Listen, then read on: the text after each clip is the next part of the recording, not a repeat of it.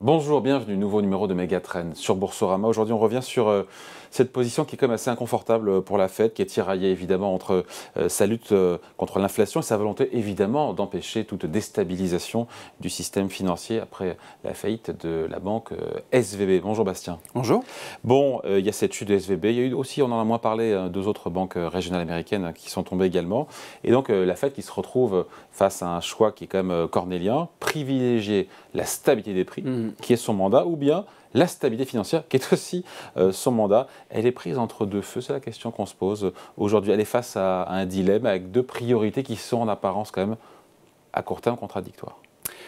Oui, tout à fait. En fait, je pense que c'est quand il survient des crises bancaires, c'est très important de rappeler un peu les cycles longs, un peu de rappeler l'histoire. Et la Fed, elle a été créée en 1913 suite à la panique bancaire de 1907. Et pourquoi elle avait été créée à l'époque? C'était pas du tout pour l'inflation, pas du tout pour la stabilité des prix, c'était vraiment pour qu'il y ait un prêteur en dernier ressort pour justement essayer de stabiliser la situation quand il y avait une crise bancaire. Donc son premier mandat, presque l'essence même, l'existence de la Fed, c'est vraiment pour éviter que ne surviennent des crises bancaires. Et donc c'est quand même très important pour la Fed de s'assurer avant tout qu'il n'y ait pas une propagation d'une crise bancaire. Donc, dans ce cadre-là... Elle a fait feu de tout bois dans le cadre de la faillite des SVB, franchement. Oui, la Fed a été intervenue extrêmement rapidement. Elle n'est pas intervenue toute seule, elle est intervenue aussi avec les autorités américaines, avec donc le Trésor américain plus la FDIC, qui est l'organisme qui garantit les dépôts bancaires aux États-Unis.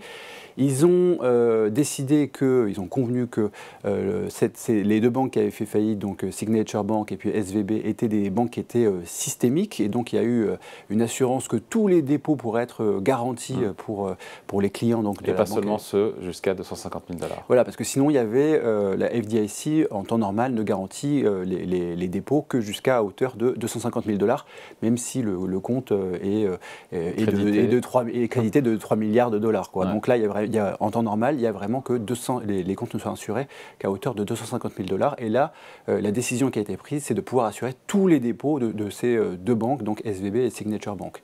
Donc la Fed est intervenue très rapidement aussi pour le futur, parce que là c'était la résolution des cas SVB et Signature Bank. Elle a mis en place un programme qui permet aux banques qui connaîtraient des difficultés de pouvoir venir mettre leurs titres en collatéral pour pouvoir emprunter à la Fed et de ce fait ne pas se diriger vers la faillite. Leurs titres, c'est-à-dire leurs bons du Trésor, que les banques ont dans leur compte, qui se trouvent dévalorisés. Exactement. Du fait de la hausse des taux de la Fed, il y a quand même un lien. Et donc, elle les reprend à leur valeur d'émission et non pas à leur valeur de marché. Exactement. Des côtés. Et c'est ça, justement, qui peut permettre aux banques, finalement, de ne pas connaître des problèmes et de devoir matérialiser des moins-values latentes qu'il y a sur ces titres du Trésor. C'était le cas pour SVB avec quasiment 2 milliards de moins-values. Quand elle a voulu vendre son portefeuille obligataire pour donner de l'argent, enfin pour rendre l'argent aux clients qui voulaient récupérer leurs dépôts.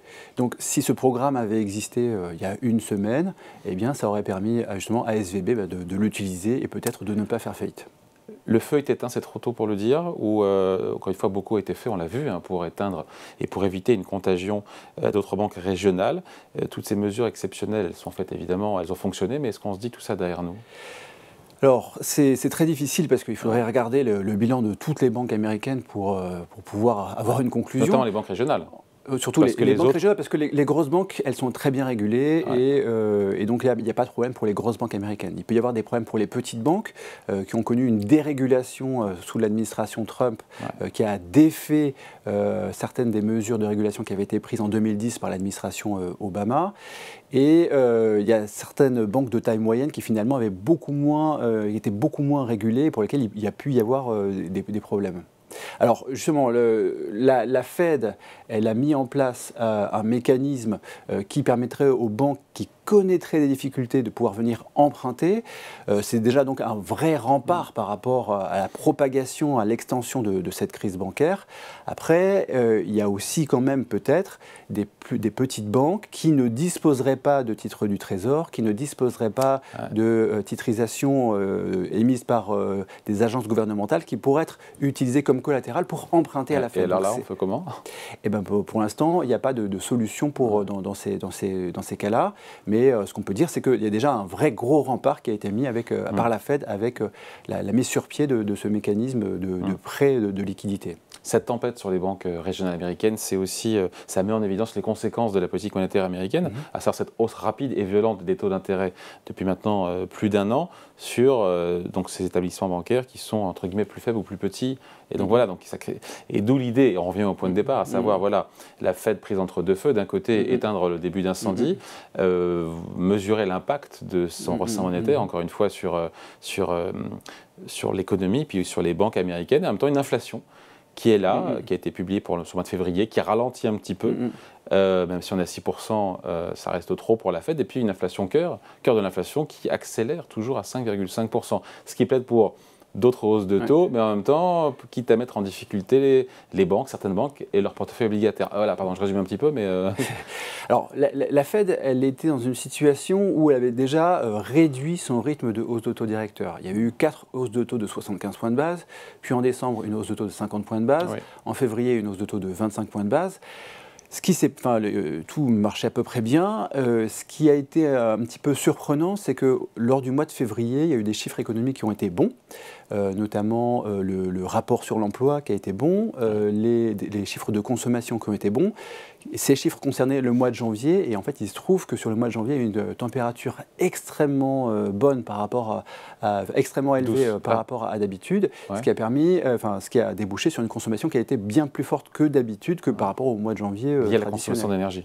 Comment ? Lié à la consommation d'énergie, et pas seulement Pas seulement, c'est le fait que, comme il a fait très très beau, eh bien, il y a eu beaucoup plus de ménages qui ont été, par exemple, au restaurant que d'habitude. Il y a eu le fait que beaucoup plus de ménages ont acheté une voiture que d'habitude, et ça a un petit peu eu un effet sur la consommation et sur les créations d'emplois sur le mois de janvier. Mais c'était vraiment quelque chose qui ne va pas se reproduire sur les mois qui suivent. Et puis là, ce qu'on peut dire quand même malgré tout sur la situation de l'inflation, c'est qu'il y a quand même une décélération de l'inflation. Ça fait 8 mois consécutifs qu'il y a une décélération de l'inflation aux États-Unis. Pas sous-jacente, pas au niveau du cœur. Pas au niveau de l'inflation sous-jacente, mais hors énergie, hors alimentation. Mais c'est quelque chose qui va se produire dans les mois qui arrivent, peut-être pas le mois prochain, mais peut-être un petit peu plus tard dans l'année. D'ici 2 ou 3 mois, on devra avoir une inflation sous-jacente qui décélère. En fait, ce qu'on peut dire sur l'inflation sous-jacente, c'est qu'il y en a aujourd'hui 2 tiers qui provient de l'inflation des loyers.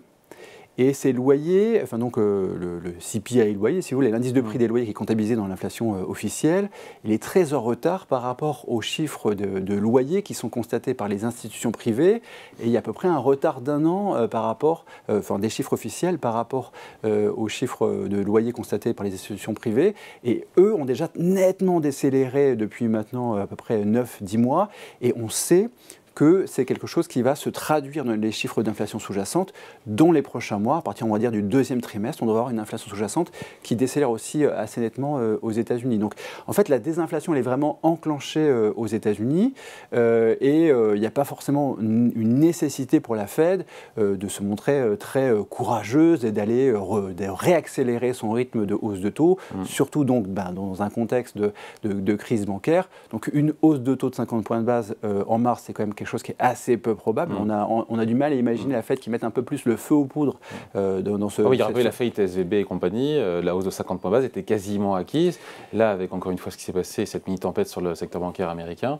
Mais il n'y a pas de nécessité de réaccélérer parce que déjà, l'inflation décélère, on vient de le dire, et puis surtout, j'ai oublié ce que j'allais dire, et puis surtout la Fed, elle a déjà très fortement remonté ses taux directeurs en 2022, elle a remonté ses taux directeurs de 450 points de base. Et là, ce qu'il faut avoir en tête, c'est qu'une hausse de taux directeur, l'effet sur l'économie se matérialise 12 mois ensuite, 12 mois plus tard. Et donc, c'est vraiment maintenant que l'effet sur l'impact sur l'économie va se matérialiser. Et donc, pour la Fed, il n'y a pas vraiment de nécessité de remonter les taux directeurs de façon exagérée sur le mois de mars. Enfin, même, et on finit là-dessus, Bastien, même 25 points de base de hausse de taux, c'est prendre le risque de fragiliser un peu plus aussi quand même le secteur bancaire et la stabilité financière. C'est un risque qui est pris, mais il y a l'inflation qui, même si elle décélère, elle est à 6 et le mandat est à 2, donc 2%.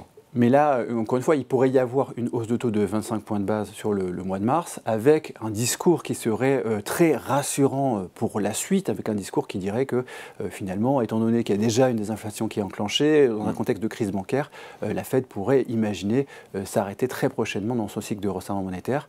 Et ça, effectivement, ça serait plutôt une bonne nouvelle pour les marchés obligataires et actions. C'est comme un casse-tête hein, pour la Fed. C'est une situation qui est extrêmement compliquée, que la Fed n'a pas connue depuis les années 80. Allez, merci beaucoup. Point de vue signé Bastien Drut, responsable études et stratégie chez CPRM. Merci Bastien. Merci à vous. Megatrend revient dans 2 semaines sur Boursorama.